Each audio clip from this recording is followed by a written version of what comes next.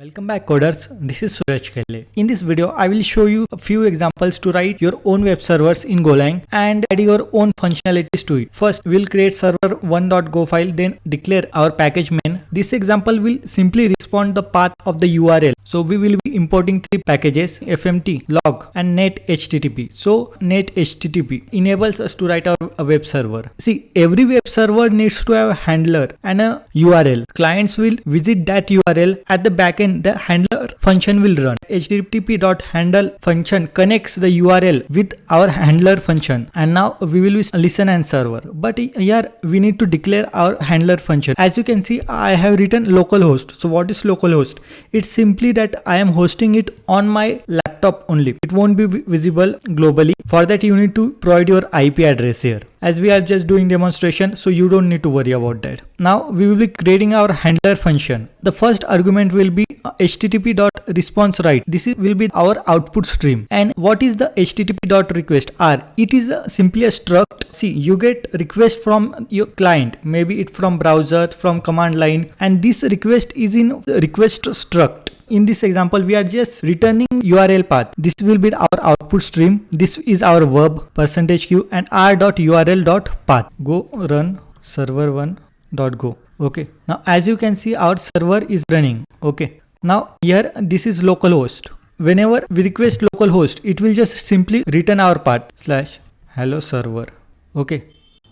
Now let's add some more functionalities. Now let's stop our server, Control C. In this second example, we are going to return the number of counts. So what it does that we are going to introduce the concept of mutexes, which prevents a race condition for counter. So every time we get request from the client, what happens that Go runs this handler function in a new Go routine. So suppose there are multiple requests, multiple Go routines are running. Okay, and they all want to update the counter variable. What would have happened if multiple Go routines try to update a counter at the same time? It will result in bug. That's why we will using mutexes to lock the variable, so that each time a Go routine wants to update the counter, it will lock it, update it and unlock it, and until it is locked, other Go routines cannot update it. Go routine which has locked it needs to unlock it so that it can be updated by other Go routines. So first declare our package, import packages, and here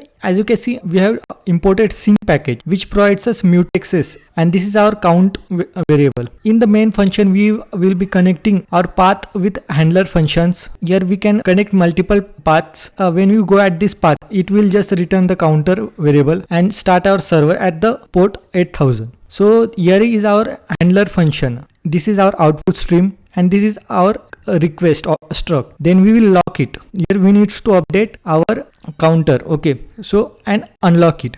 So what does defer? That as I told you, Go routine needs to unlock it to make it access to other Go routines. Okay, so count ++ and fmt.printf.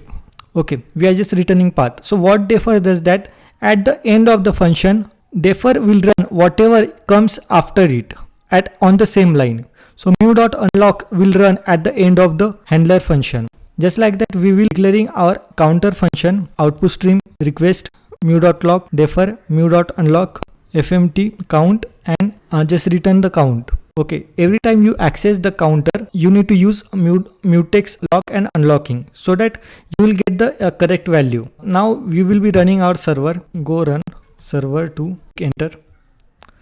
Okay, so as you can see at /count, it says 0 count because now we need to visit at a normal path. Now counts get updated at the backend. See, hello server, and you can see the count gets updated again. Okay, so now let's move to our next example. Okay, let's close our web server. As you can see, every time client calls server, request will be in this struct. In this third example, we will exploring it. Package has been declared. These are the imports. This is function main, and we will be starting our server at 8081. This is our output stream, and this is the request object, and here we will be just printing its fields: r.method, r.url field, r.proto. Okay, after that k, v range, key value in header. Okay, so again printf. After that, if printf, we will be printing host, which is our localhost 8081, and remote address means client's address. Okay, remote address.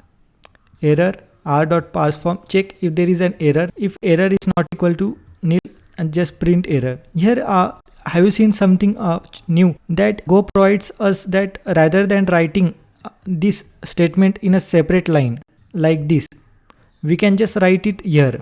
Okay, provide semicolon and just check the condition. Now we will printing range of r.form and its values. Now let's start our server. Go run server 3.go 8081.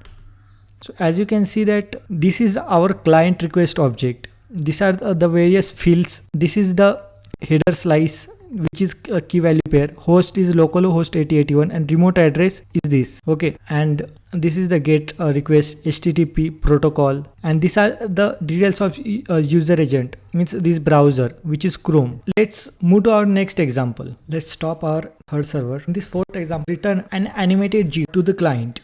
In our previous video, we have created an animated GIF. We will be using that code here. I will be posting link of that video in the description. So here we have declared our package main. We have imports. This basically are imports from our another example, and this is net HTTP. Okay, these are basically palettes. So function, response writer and response request, handler function like this. It's an anonymous function in Golang. This is the way you declare anonymous function in Golang. Here I am connecting this path with handler. We will be hosting our server at localhost 8080. Now let's see this is our Lisa.js function. Now let's start our server. Go run server 4.go 8080. As you can see, it's amazing, right? Every time I refresh it, a new GIF will be provided to us. That's awesome, right? So I hope you learned something new in this video. To watch more such videos, subscribe to our channel 1 Minute Notes. Thank you.